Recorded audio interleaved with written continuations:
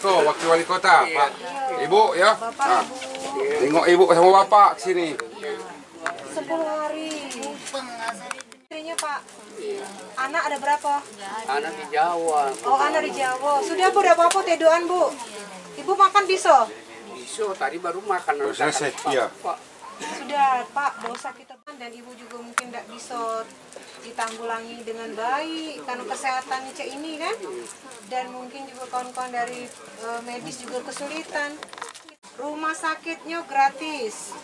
Kalaupun operasi gratis, obat-obatan gratis, pokoknya ditanggung galau Pak oleh pemerintah kota. Jadi tidak usah dipikirin lagi, ya.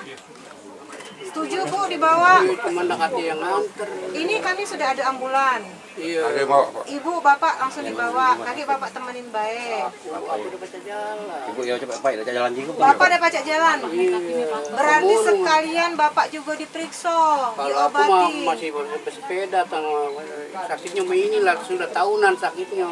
Iya, dia apa Pak? Bapak tega istrinya di sini, ya kan, tanpa bisa diobati secara maksimum. Kalau aku udah tega Pak, kaget kan di sana juga ada suster. Kalau bapak galak, bapak juga dibawa.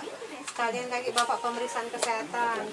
Selama ibu berobat, ada sesuatu yang bapak megang.